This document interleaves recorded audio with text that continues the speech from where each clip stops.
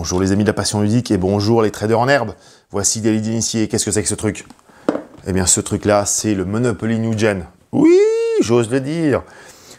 Pas au sens où c'est hyper familial, mais au sens où on va enfin faire un jeu un peu d'économie de trading, où il y a vraiment des trucs un peu rigolos à faire.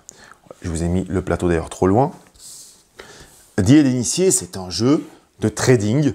Alors bon, là, c'est pas très sexy dit comme ça, mais en fait, c'est une course à la richesse où on va, grâce à des informations secrètes que nous détenons, essayer de commercer des actions d'entreprise, par exemple celle-là, la bleue, par rapport à la valeur qu'elle a sur le plateau, pour essayer d'acheter les cartes, les revendre et profiter des fluctuations du marché qu'on fera grâce aux cartes et grâce à des décisions du jeu fixes.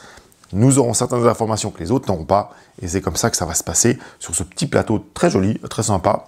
Et en fait, c'est sympa parce qu'il y a énormément d'interactions avec les autres joueurs, on va leur faire des crasses, on va essayer de le bluffer, etc., etc. Je vais vous montrer le plateau d'un peu plus près pour que vous compreniez mieux, et je vous retrouve après. Voilà les amis de la passion ludique, le plateau de Daily d'initié. Alors je ne vais pas vous expliquer toutes les règles, c'est pas le but. Regardez, mes petits jetons ne sont même pas en place. Mais juste rapidement vous expliquer un peu le principe. Ici, vous avez la valeur des entreprises qui va fluctuer de gauche à droite, des 6 entreprises que nous avons à disposition. Ici, 2 cartes qui sont normalement cachées, mais que vous avez en main. Et vous savez que l'expédition Leading Laboratories va baisser de 3 à la fin du tour. Et donc, avant cette fin du tour, qu'est-ce qui va se passer? Tous les joueurs ont des cartes en main. Là, j'ai une très mauvaise carte. Et on va devoir faire des piles. Une carte face cachée, une carte révélée, une carte face cachée, une carte révélée, etc., etc. Tout le monde va faire ses piles. Et ensuite, on va faire un jeu d'enchères pour essayer de les acheter. Donc, on voit ce qui est négatif, mais on ne sait pas ce qu'il y a en dessous. Pour faire des enchères, ça se passe sur ces petits plateaux ici. On commence par 0. Puis, si un autre joueur veut mettre son pion là, il peut le mettre. Du coup, lui, il enchérit à 1 millier de dollars. Moi, du coup, je ne suis plus gagnant, donc je reprends mon jeton, je peux le mettre ailleurs, je peux le mettre sur 3000 $, et ainsi de suite, ou ailleurs.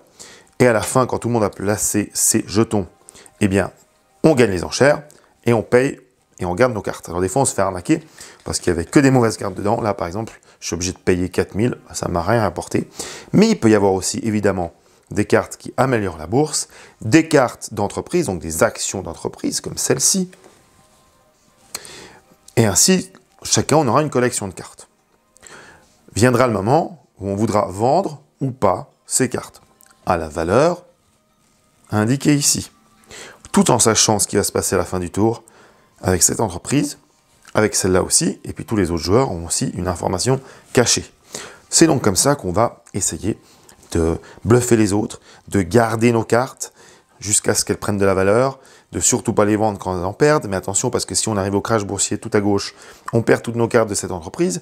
Par contre, si on arrive tout en haut, eh bien là, c'est une réussite superbe, et nos cartes de cette entreprise-là, en l'occurrence, bon, moi j'ai la bleue, hop, eh bien je change d'endroit et je le mets dans mon portefeuille x2, et donc là je pourrais les vendre au double de prix, et puis des fois on aura même des cartes de dividendes qui nous donneront de l'argent par rapport au nombre de cartes d'une société que nous avons. Voilà, c'était le plateau de Daily d'initié. Et voilà les amis de la passion ludique, vous avez vu le plateau de Daily d'initié, assez sobre comme plateau, très efficace. Moi j'aime beaucoup ce jeu. J'aime beaucoup le jeu parce qu'il y a beaucoup d'interactions. Il y a un petit côté, je n'ai pas parlé de Monopoly par hasard, il y a une vibe des années 90, mais avec des mécaniques un peu modernes. Je trouve ça trop cool. C'est vraiment, pour moi, ça c'est du vrai jeu de société, hein, qu'on peut jouer, pas trop dur, rigolo, on se fait des crasses, on râle parce qu'on perd des actions. Au contraire, on est très content qu'on a réussi un coup. Bah, ça marche super bien. Daily d'initié, franchement, essayez-le. C'est de 2 à 5 joueurs. Les parties durent 45 minutes à peu près. Ça dépend du nombre de joueurs, évidemment. La difficulté n'est pas très grande, hein. Évidemment, on comprend très vite comment ça se passe.